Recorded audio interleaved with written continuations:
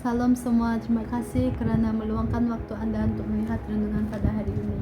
Tajuk renungan yang saya ingin bawakan adalah corak kehidupan, di mana saya petik dalam firman Tuhan, yaitu dalam Markus 4 ayat 3 hingga 9. Bunyinya begini: dengarlah, seorang penyamai pergi menabur benih.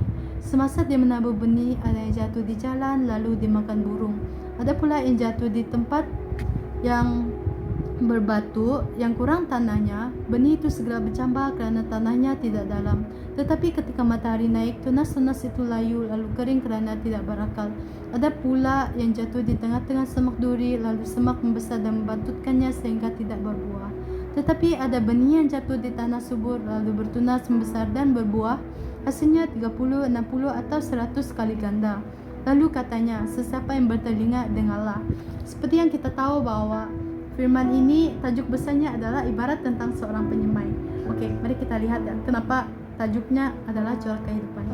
Di sini kita tahu bahwa penyemai itu merujuk kepada Tuhan dan benih itu merujuk kepada firman-Nya, serta 4 jenis kawasan di mana benih itu jatuh.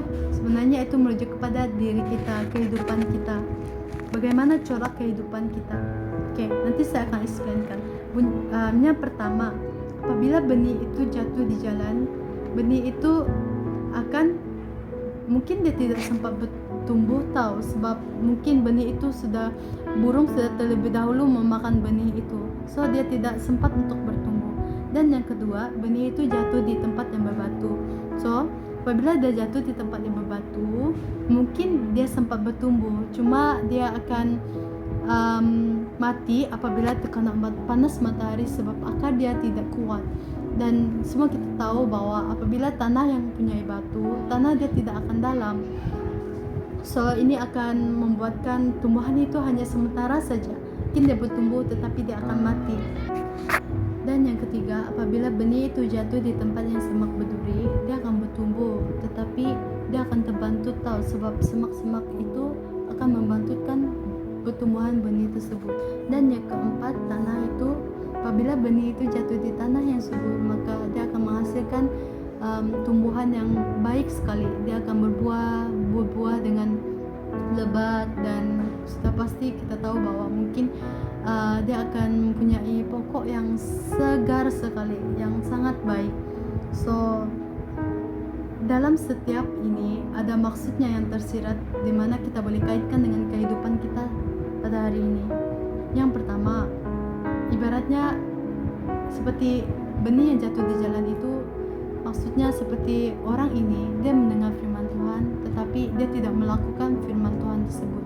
Seperti mungkin dia pergi ke gereja, dia mendengar firman Tuhan tetapi dia tidak melakukan firman Tuhan, dia hanya mendengar saja. Dan mungkin ini kita boleh simplikan sebagai orang-orang yang dia Kristen tetapi dia tidak hidup dalam kekristenan. So yang kedua, dia merujuk kepada orang yang dia bertumbuh, dia mendengar firman Tuhan dan dia bertumbuh, dia tersedar dalam apabila dia mendengar firman Tuhan tersebut, firman Tuhan itu menyadarkan dia. Tetapi perkara itu hanya sementara saja dekat diri dia. Mungkin dia hanya tersedar untuk hari ini, tetapi untuk keesokan lusanya mungkin dia tidak ingat sudah, mungkin dia lupa sudah bahwa firman Tuhan itu menyadarkan dia. So yang ketiga, dia merujuk kepada dia mendengar firman Tuhan, dia coba untuk melakukan firman Tuhan tersebut, tetapi ada saja hal yang membantutkan dia. Dan hal-hal itulah yang merujuk kepada semak-semak itu. Semak-semak itu membantutkan tumbuhan benih tersebut. So apapun semak-semak ini, kita boleh rujuk kepada hal-hal duniawi, seperti mungkin kita coba untuk melakukan firman Tuhan tetapi kita merasakan bahwa kita kekurangan, macam bagi yang misionari contohnya, yang ada niat untuk melakukan firman Tuhan dan melakukan pelayanan di dalam misionari, tetapi dia merasakan diri dia tidak mempunyai uang yang mencukupi, dan itu boleh membuatkan dia terbantu untuk melakukan pekerjaan Tuhan tersebut. Dan yang keempat, dia merujuk kepada orang yang mendengar firman Tuhan, yang melakukan firman Tuhan dan terus menjadi contoh, dan apapun pelakuan yang dilakukan itu boleh menjadi berkat terang dan bagi orang di sekeliling dia. So Mari kita lihat, kita refleksikan diri kita, kita kita selidiki diri kita di kawasan yang mana. Adakah kamu di kawasan yang di jalan itu seperti benih itu, dia tidak sempat bertumbuh karena burung-burung itu sudah makan dia.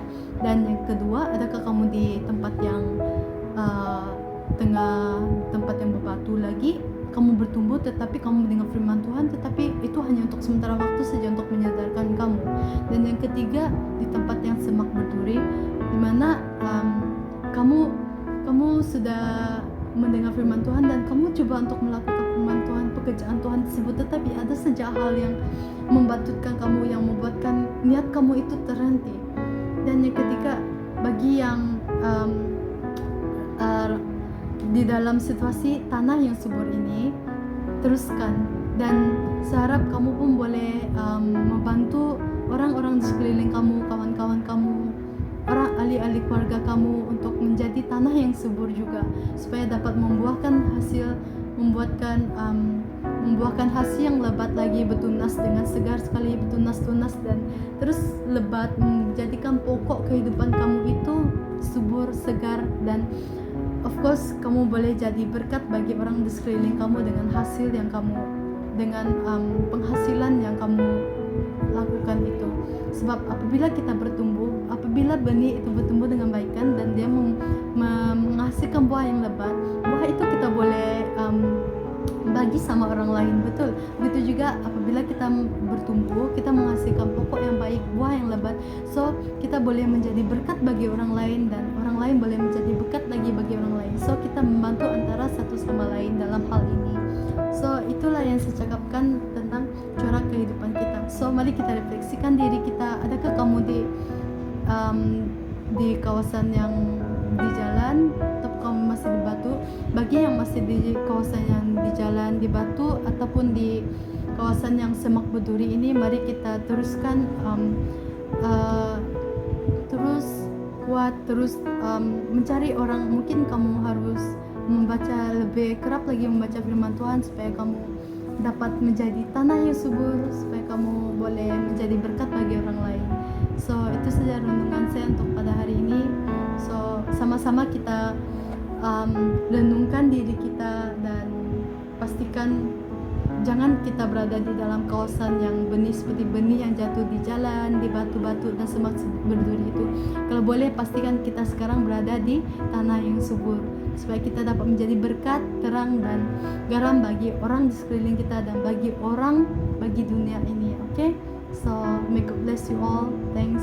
Terima kasih kerana mendengar renungan pada hari ini. Tuhan memberkati.